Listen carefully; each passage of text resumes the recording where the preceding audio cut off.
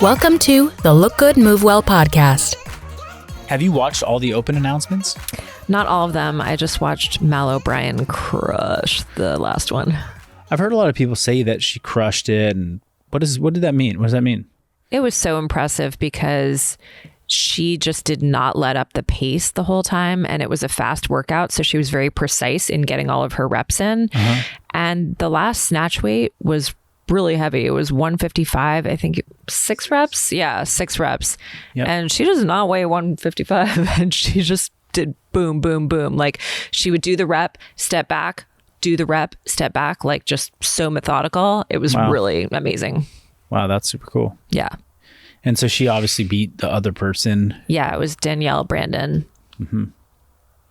Did she go particularly slow compared to her, or was it like close? Or Danielle, they were pretty neck and neck at the beginning portions, and then there was like a real separation. I think Danielle got a little hung up on the handstand push-ups, and so she was really slowing down on those.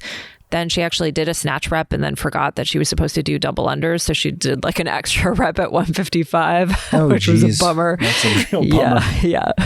Not the. Oh wow. Mal was under 8 minutes. She was like 7:56 or 7:58. Dang. Yeah. Cool. She flew through it.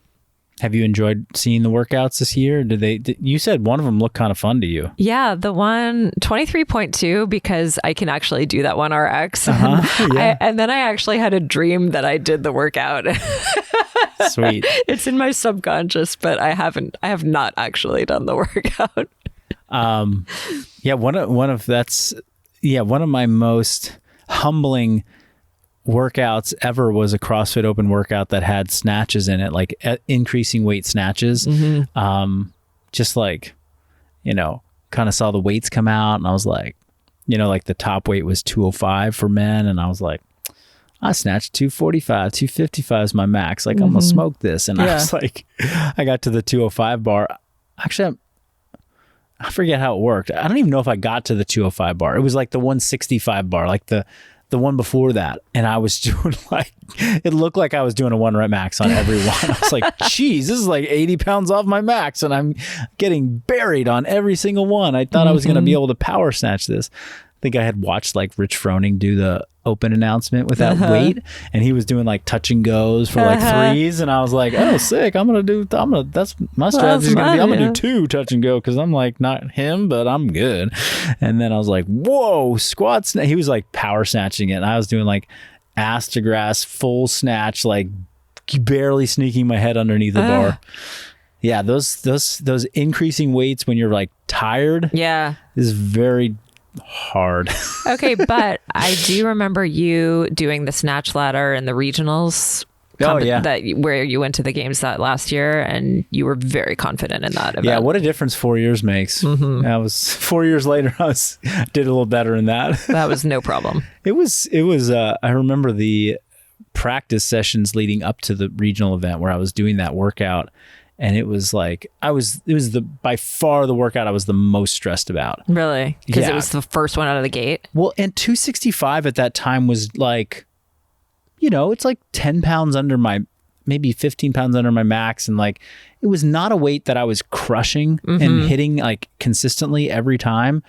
And it was like, you had to do 2 of them at the end. I was like, oh geez. But then the adrenaline was all, right there. Yeah. Well, cool. Yeah. It's been, I've enjoyed kind of just seeing the workouts come out. My 2 buddies, Ben and Ryan, they're both doing the workouts, and they're like on the text thread, like talking about them. And I'm just sort of like, I'm just sort of on the sideline, like, oh, sweet. Like, and they're hard. They're both, they're both. Are there any that you would be like, oh, that looks fun, or I'd love to take a crack at that? No. No, not at all. No. Not at all tempted. I like the first one. That I have good memories of doing that one. Yeah. Because it was a repeat, but no, I don't want to do a workout and not be fit for it. Like I'm not fit. I'm not CrossFit right now. I'm like fit as a person, but not CrossFit. I'm not like cross sporty fit right now. I've been sporty CrossFit, and that's not me right now. Yeah. But what made me CrossFitty fit? Yeah. That's the topic of the day. No, the topic is approaching training with the right attitude towards effort, and what does it mean to give effort, and what makes changes, and how hard should you be pushing? I mean, not a topic that we've really shied away from in the past. We've certainly covered this in a variety of different ways, but there's a lot of language out there about working close to failure. You got to push to, within X number of reps of failure if you're going to make progress. Intensity matters. Yeah. And how should you therefore train and approach your training? And I think really what makes this feel like such an important topic right now is because we were a company that really, and I've coached in a way for years, which was like, look, I'm going to try and set you up for success by controlling for as many parameters as I can in your workouts. But then you have to be the one to come and show up and give the effort and know it's the right effort for you today. Because that was how I was as a athlete. So my bias comes from how I was as an athlete, which was I needed the training parameters to control my gusto. Yeah. I just wanted to go hard every day. Yeah. So I actually needed somebody to reel me back in a little bit. Okay, here's a tempo. Don't break the tempo. Here's a rest period. Don't go longer than that rest period. Hey, make this only a moderate top set. Don't go crazy. And of course, moderate was going to mean heavy for me, but when I saw moderate, that meant, I'm not going to go for a max today. I had little things that helped me to kind of reel my enthusiasm back. Yeah. I don't really have an experience of being an athlete who didn't push hard enough, who needed somebody to hey, I want to encourage you to get closer to failure. And there's a big group of people out there that aren't doing that yet. Yeah. Because they never learned it through, most people learn it through competitive sport, or they learn it through,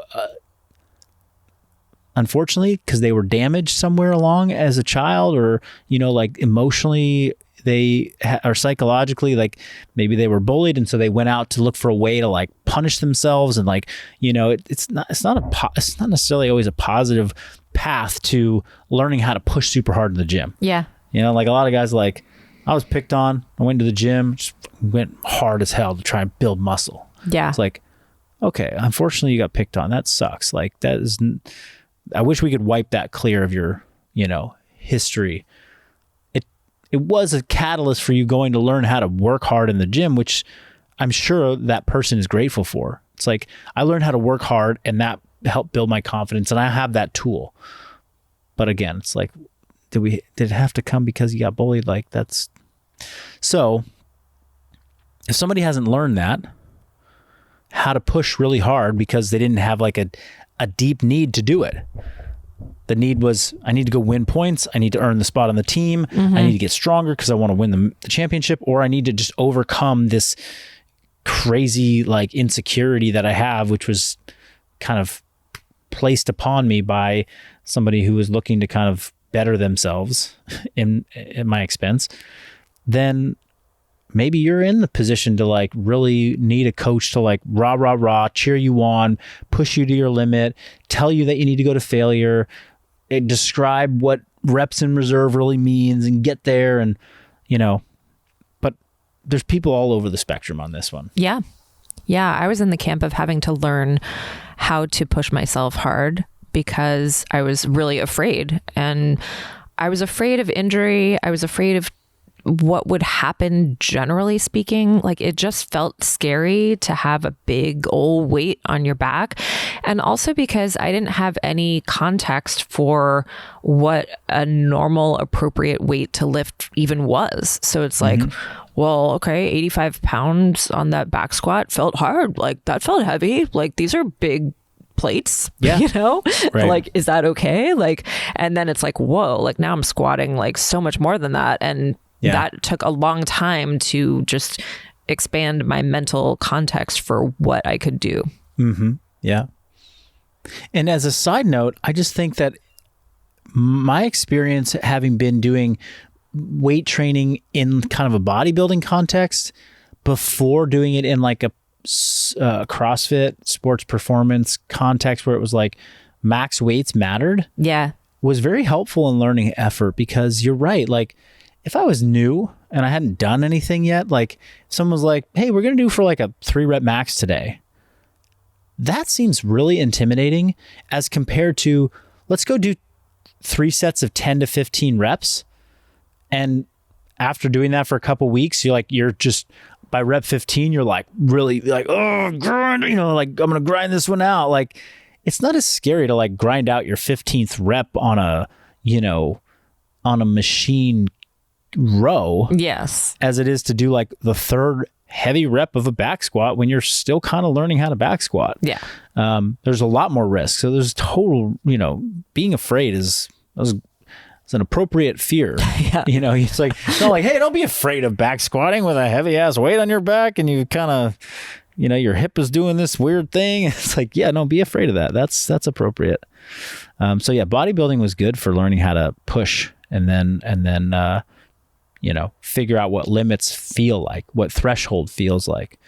Because eventually you start to feel like, oh, that's what it feels like to push really hard, where you're like, you know, you're like right on edge. Things are starting to get shaky. The bar's moving slow. Like, am I going to get up? Did it. Okay. That was my max, you know? Yes. Yeah. And we just put a post on social media recently about how do you know when you need to add more weight to the bar? And so those are some good cues to just discuss for people to give a little bit of framework for what effort looks like and physically feels like. Right. And that's why and we'll address them, but as a coach, somebody who taught group fitness classes, you know, this was why, like, with a fair amount of accuracy, and I'm not like saying I'm an expert. A lot of people can see this, but like you can just watch somebody on the back squat day or the whatever day, the deadlift day, and they finish their set and they look at you like, you think I could add more? And I could easily say, nope, that was it. Or I could say, definitely, like put more weight on. I wasn't like, I don't know if it's going to go, you know, and the reason is that when you get close to maximum, there's number one, like facial expression changes that are almost involuntary, that you just start to look different when you're really giving effort. I don't know what that is. Like, why do you just like start to, you know, contort your face in weird ways when you're really pushing hard? Kelly said something last week. Kelly was here and he said something funny. He was like, you know, he's like, when people are getting close to their max, he always yells out like, more face, you know, like that's it. And it's just true. It's like, like stop smiling and let it all out. Yeah. So your face gets kind of like crazy. You know, you probably let out some like, you know, screams. Oh yeah. But the big telltale sign is like, you know, the bar or the dumbbell or whatever starts moving slow as shit. Mm-hmm. It's like, you're like, there was no tempo on that, but you did like a 10-second tempo on the way up. It's like, yeah, because your force production and gravity started to really get close. Like they were both working about equally as hard on this barbell. Yeah. And so you started to move it slowly. So like, you know, rep number 1 was moving at like 5 miles per hour, rep number 2 at 4 miles per hour, rep number 3 at 1 mile per hour. And then the last, you know, rep was like, you know, I kind of, I was like, okay, that was your 4 rep max, right? Whereas I've had people be like, you know, boop, boop, boop, boop, boop, 3 reps, 4 reps. Hey, should I do another one? You think I can lift more? I'm like, yeah, like that looked like a warm up set, you know? Yeah. So there's this, you can see it. Yeah. But coming back to like, what's the right effort to be bringing? Should you be trying to get the bar to move super slow on every on last every set? single rep of every single workout? Yeah. Right. Yeah, the answer is definitely no. I mean, and this is where we can like talk about like the studies and the evidence, and again, remember most of the studies tend to be done in more of like a bodybuilding context. So like the training results of like when you train in this range of failure, you see, it's better than if you train in this range of failure. Well, how they're defining that is we're going to have these people do a bodybuilding protocol, like a hypertrophy-based strength training, mid to high rep set. That would be probably best for optimizing muscle growth. We're going to have one group go till they're at 5 reps away from failure, and the other group go till they're 2 reps away from failure. We're going to see which one grows more muscle. Right. So it's like all about muscle growth. Right. And maybe they do some strength improvements as well. But it's like there's no studies that are like, go to this many reps from failure and you're going to be a better CrossFitter. It's like, we don't know. Like right. CrossFit just throws so many variables into the mix. Right. Yeah. But we can learn a lot from these studies because it does give us some insight into like how close to that failure point is required for your muscles, your brain to get a adequate stimulus that says it's time to go and adapt and get stronger. Yeah. Because that's what you're looking for, right? Like what's the minimum effective dose to get the things to start changing that you want to change? If you want to look good, if you want to have good muscle tone, if you want to be a little stronger, then would you rather go do 10 bicep curls at 50 pounds or have to do 20 reps at 50 pounds? On the same day? Like which one would you prefer to do if you could see the same potential benefit? It's like, I'll do 10. Like, yeah. Sounds good to me. It's like, I'll go and spend my time doing something else. I'll go do more triceps or I'll go do different exercise, whatever. So if we can get away with this, then that's what we should do. Right. And then, okay, maybe you can get like 80% of the benefits at this number. You get 90% of the benefits at this number, and then you get 100% of the benefits at this number. But at 80% of the benefits, you have no risk. 90% of the benefits, you introduce more risk. And at 100% of benefits, you introduce a lot of risk. So now that's really the conversation that most people have to grapple with in their head is it worth going that extra little bit? Not just from a time commitment standpoint, because it takes longer and more energy to do 20 reps instead of 10. But if you do 20 reps, yeah, you're going to get maybe a little bit more muscle, but you also might get more bicep tendonitis, or you might injure your shoulder. You might tweak an elbow. Like, I'm not saying that that's going to happen. I'm just saying this is like a hypothetical. This is the hypothetical scenario that you have to decide. Like, what do you want to do? And that is, I think, where science and, RPE, rate of perceived exertion, suggestions, or percentage lifting, or reps in, like any of these concepts that are out there that help people understand how close to failure they are useful to teach people, because you then have a language to start to define for yourself where's the risk reward intersection in your body, in your life, that you want to live at. Yeah. Do you want to take all the risk, or do you only want to take some of the risk? Do you want all the reward despite there being more risk, or you want to slow the reward down and take it a little slower because you don't have any room for risk? Right. And nobody can tell you what that is. You only know that. When I was trying to win the CrossFit Games or do what I was doing in CrossFit, my risk reward tolerance was different than it is now. I'm over here like, kind of rehabilitating my shoulder right now from an injury, which I know dates back to my CrossFit days. And I'm like, fuck, was all that worth it? Like, man, like it, I put my shoulders through a lot. Yeah. And now I'm paying the price. Like, would I go back and change anything? Well, I certainly have changed my risk reward tolerance now. Like it's not worth it to me to go do those workouts or that workout right now because it might make my shoulder feel like crap. Yep. And I can get my needs met, my fitness needs met another way.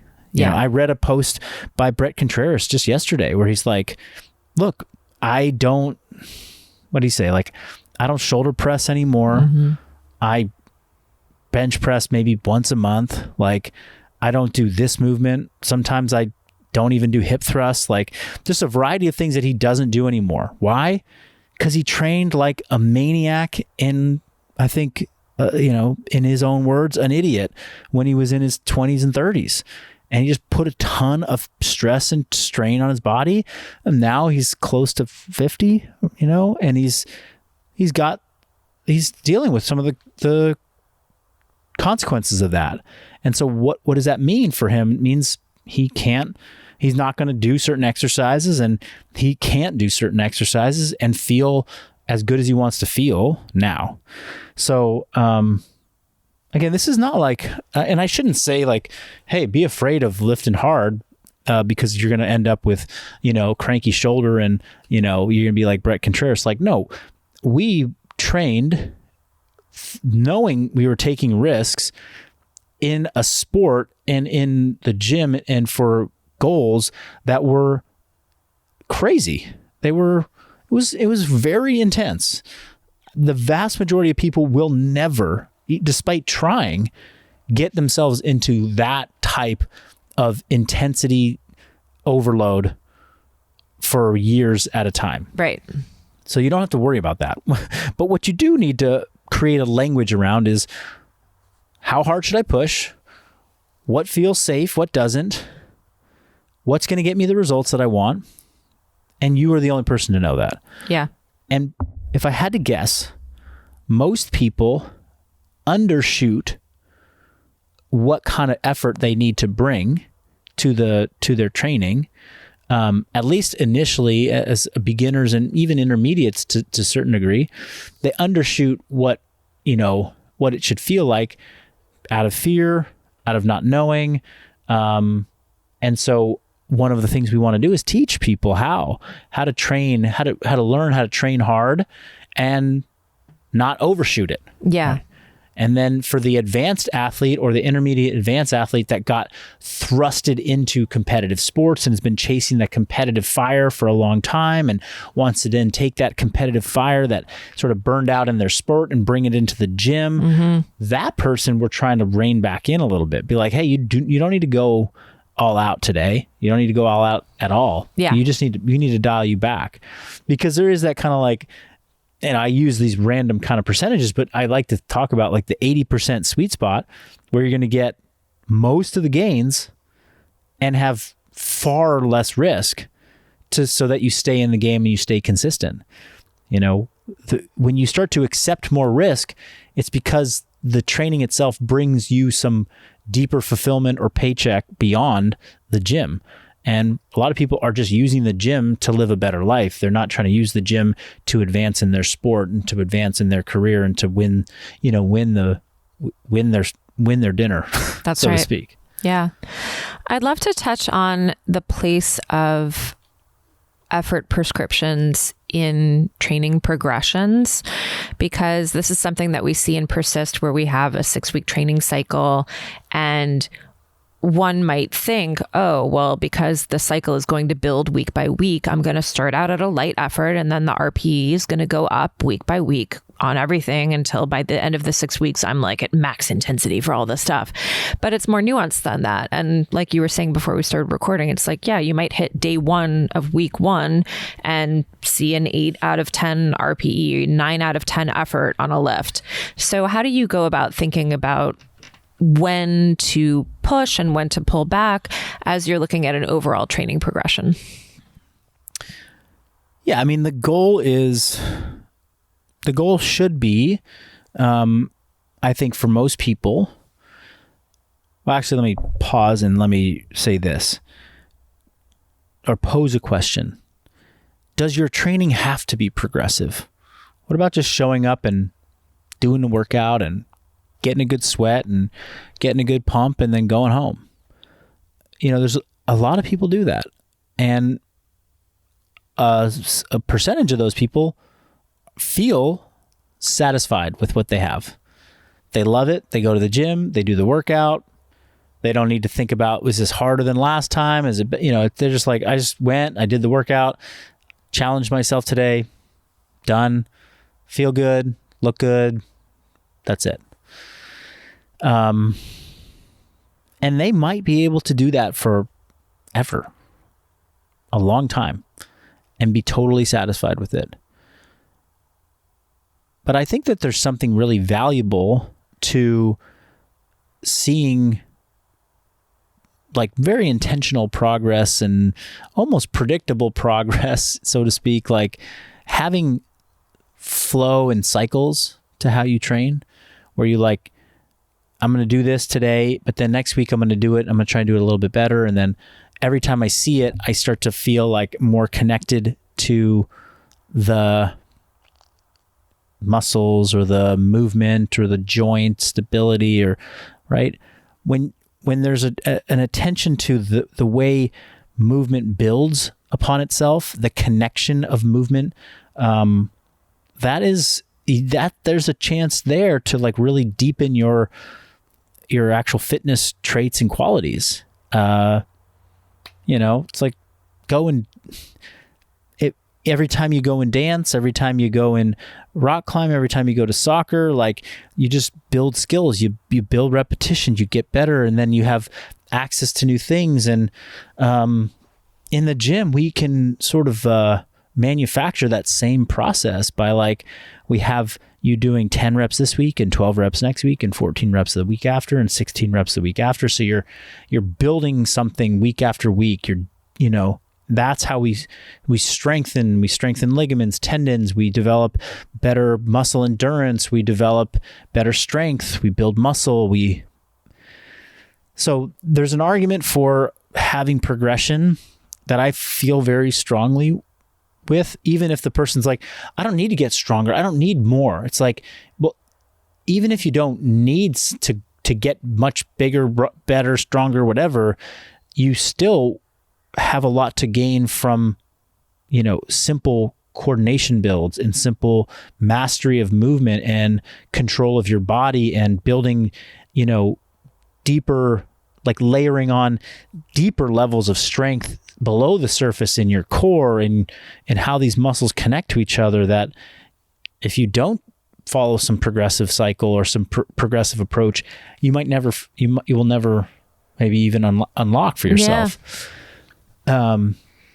So yeah, I'm pro progression, I guess you could say. And therefore, then next to that, you have to contend with the truth and the reality that you cannot progress forever. I don't know anybody that's getting infinitely strong, like there's a threshold to how strong you'll ever get. Yeah. If people look at the charts of how fitness traits grow, like my strength, the strength curve of your life, when you first start training, the strength curve is going up almost like vertically. Yeah. It's like you're getting strong overnight. Yeah. Like you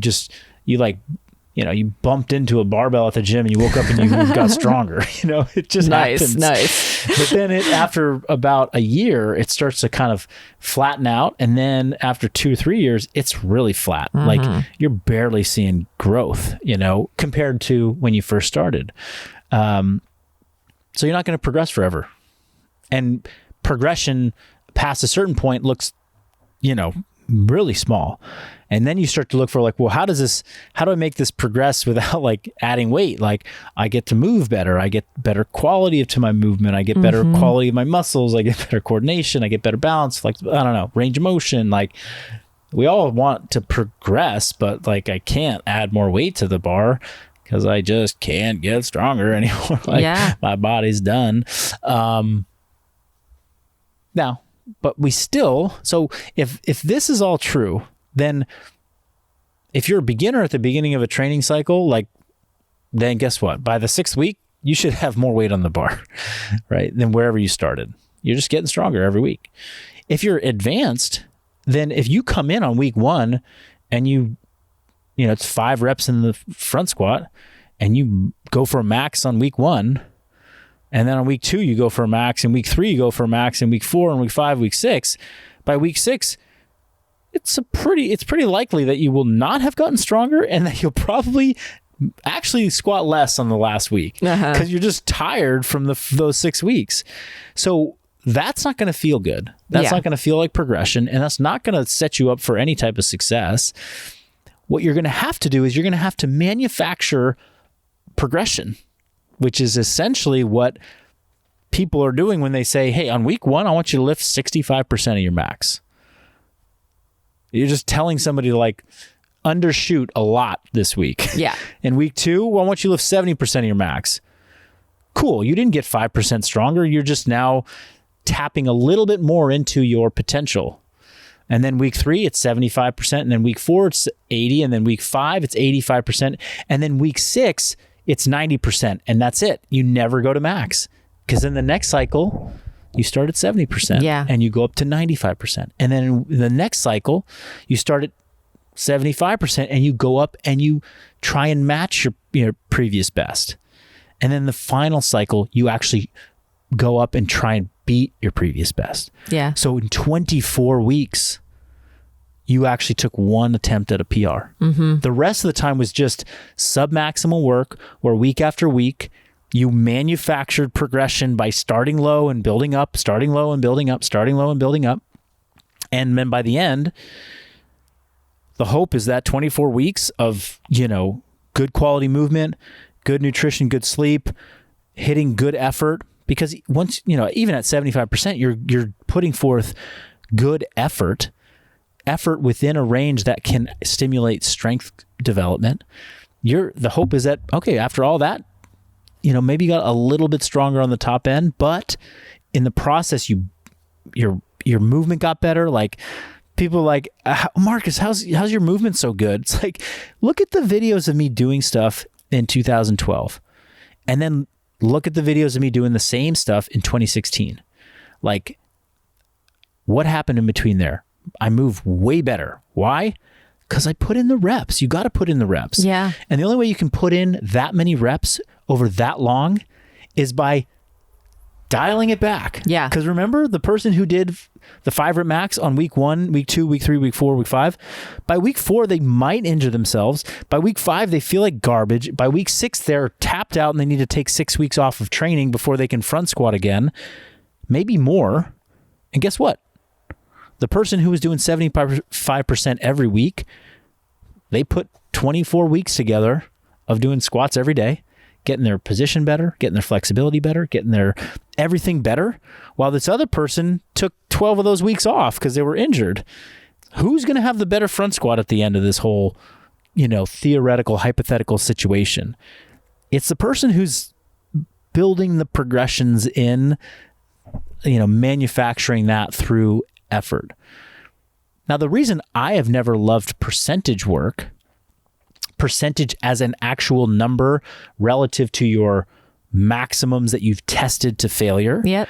is that the day I test to failure is like the day that I show up to the gym and I've been waiting for, and it's testing week, and I'm like primed to do this. I took 3 days off beforehand. I carbed up. I've got double the caffeine in. I've got 4 weight belts on. I've got it all. And I smoke 400 pounds in the front squat. Yeah. So now every front squat session I do based on a percentage is based on me, like basically drinking, you know, freaking the fountain of youth serum before I squatted. Yeah. And not every day is going to be like that. No. Matter of fact, I'm not going to replicate those days more than once or twice a year. Mm-hmm. And now you're going to say, okay, go lift 75% of that for 5. It's like 75% of 400 is 300. I got to do 5s at 300 right now. Oh, it feels horrible. Like, Yeah. Oh my God, you know, like that's where percentages go wildly wrong. I've even heard like coaches who are like, no, the way you do percentage work is you take your max, you take 90% of your max, that becomes your 1RM, and then you base all your percentages off of that. And I'm like, what the fuck? Like that's absurd. Like you're just making stuff up. You're making stuff up. Like we're going to take a percentage of your percentage so that your percentage actually works. I'm like, so what you're saying is go based upon how you feel today. Right. Like, which is what you're saying. Yeah. It's about getting into that zone of like, I'm working sufficiently hard to see change. Yeah. While still being able to come back tomorrow, do it again, and working sufficiently hard and executing good reps so that I can improve these other aspects of my movement.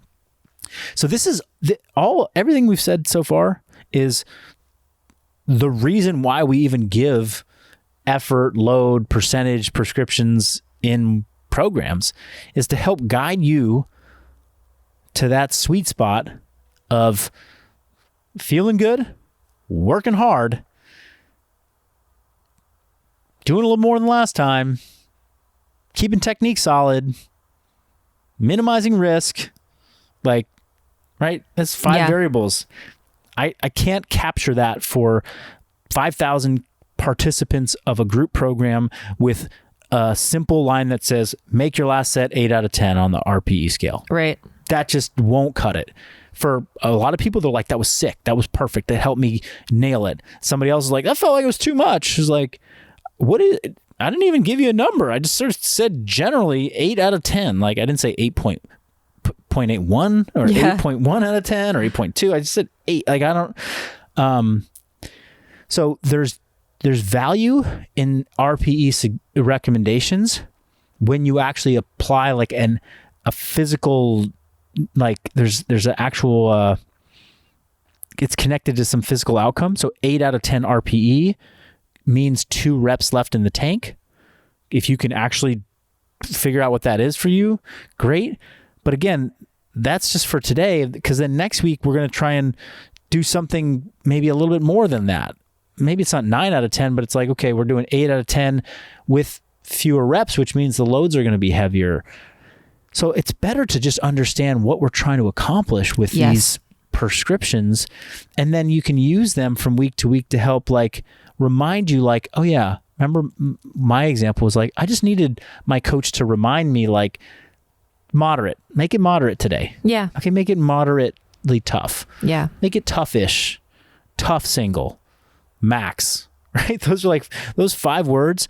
Make it easy. Actually, this is 6 words: easy, moderate, moderately tough, tough-ish, tough, max.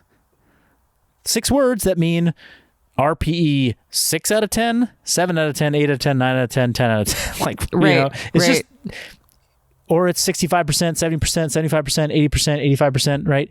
All of that, again, has to just be relative to how you feel today. Because 8 out of 10 today might be at 400 pounds, but 8 out of 10 next week is at 450. I have 2 more reps left in the tank at 450, but this week I only had 2 reps left in the tank at 400. And I'm talking about leg press here because God knows I can't do those types of weights on any other exercise except for the leg press. Well, one other thing I'll say is that I think it's very underrated to dial in those middle-ish RPE numbers. I think a lot of people tend to either just want everything to feel easy and it's like, oh, that's too hard, or they're just like, I'm going I'm going to get as much as I possibly can out of this. And especially when it comes to longevity, feeling good in your body and continuing to feel like you're making progress, really getting to deeply understand in your body what it feels like to do a 5 out of 10, a 6 out of 10, a 7 out of 10. Those numbers can really be magic to refine. Okay, yeah. And it takes a lot of practice and a lot of reps to really get that in your body to feel it. Totally. But just developing an appreciation for that nuance and trying to figure it out instead of just like, well, whatever, like I'll just lift whatever right now. Sure. Yeah. It's so valuable. Well, a couple other nuggets to end people with. For those people who listened all the way to the end of the podcast, you're going to get some special information here. Okay. Now, here's some really good practical takeaways. Now, 5 out of 10, if we're going to assign some value to it, that is potentially still an area where you can see great change, because 5 out of 10, if we're going to assign a value to it, it means you have about 5 reps left in your, in your abilities before you were to reach failure. So if you do a 5 out of 10 set on a set of 10 to 12 reps of a back squat, that can be hard, But what I see most often is that when people undershoot, and not to pick on Megan, but my wife, we have done some workouts lately where I was like, hey, on this last set, I want you to just go to failure on that, right? Like we've been doing sets of 6. And on the last set, she does 18 reps with the same weight that we were doing 6s at. Look, 6 felt hard at this weight. Hard. I'm just putting air quotes around it. But when she really maxed out, it was like, well, you actually could have done 18 reps with that weight the whole time. Mm-hmm. Oh, shoot. And she's an experienced lifter and she's done 1RMs before and she, but she's not in that space right now. And it was like, okay, maybe she started to think like, that's my 5 or 6 out of 10. But in reality, it was a big miss there, right? 5 out of 10 would have been almost double. It would have been if we were doing a set of 15. You know what I mean?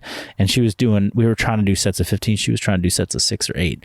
So anyway, it's important to know that you got to figure out for yourself where you're really at.